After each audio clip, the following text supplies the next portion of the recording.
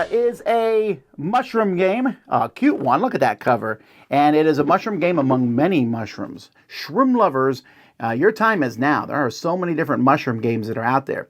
And so in Mycelia, this is a deck building game where you're building a deck of cards where you're trying to get water droplets off your board. Let me show you. At the beginning of the game, each player gets a board here, and you'll get a random starting card which tells you where to put all the little water droplets on your board. And then you're also going to get a starting deck of cards that you will shuffle, and you'll draw 3 of those cards. There's also going to be extra cards that can be purchased and put into your deck, and there'll be a line of these face up next to the board. Now on a player's turn, they're going to play their cards. Most of the cards will move water droplets, like this one here moves a water droplet out of the blue. Hey, I got it to my shrine, which means I'm going to place it up here in this board up here. I've gotten rid of it. Here I can move one from a green. I'm doing pretty well here. I got these out, but you can see you can move them from one spot to another. Other cards are going to give you leaves. Leaves are the currency of the game, and that's how you buy more cards, or you can use the special abilities that you have placed down here at the beginning of the game. And like in a beginner's game, these are pretty simple here, where this one lets you move any water droplet and lets you move cards around in a lane out there.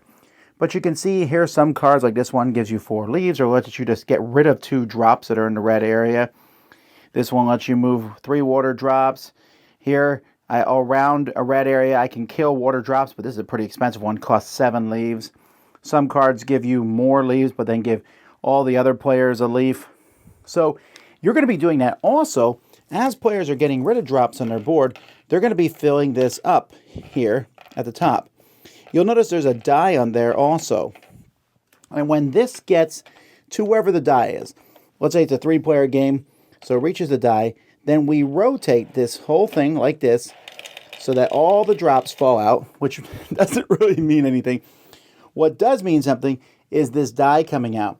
And then this board, we look for that symbol on this board. Here it's 1 time, although you'll notice that some symbols are there twice, and everyone has to put a water drop in that spot from this pile. Then the rest are removed from the game. And that's it. You're going to keep playing till someone gets all their drops off their board. Meh! Mycelia is fine. Here's the thing. This device right here, this spinning device, which takes a while to put together and everything, is such an unnecessary thing. Literally at the end of a round, you could just roll a die. Don't get me wrong. It's fun to put the water droplets here and see them drop down the hole.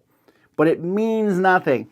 And I'm not a big fan necessarily of things that mean nothing. It should have something to do with the game. And it doesn't, unfortunately. So I can't... This is such a big part of the box. The rest of it's just a basic deck builder. And unfortunately, the game doesn't seem to have any kind of good flow. So deck builders, you have a deck of cards, everyone has the same starting cards, you slowly get better cards, and you do cool things. Here, there's really cool cards out there, but if someone gets a cool card faster than everybody else, they're going to start, just blowing up water droplets, and it might just be the one that works where their water droplets are, and they clear their board. Adding water droplets to the board every time the thing empties is such a stupid mechanism. Who cares? We all got another droplet. So now we all artificially stretch the game out a little bit longer. Why? You could say it adds a little bit of nuance into where things go, but if the water droplet falls on a card that I was about to play anyway, I don't care. The leaves being a currency that lasts from round to round, that's a little interesting. The artwork's great. The symbology is kind of where the game also falls apart a bit because I have to sit there and explain every card. The card symbols aren't always the easiest. If it shows 2 water droplets and another water droplet, that means you have to get rid of 2. There has to be 2 in a tile, but you can get rid of a 3rd. That's just not easy to understand. That being said, the game plays smoothly. It plays well. It's simple. I think some people are going to like it. For me, though, it's just okay at best. It feels like there's too much unnecessary stuff in it, so the best I can give this one is a 6 out of 10.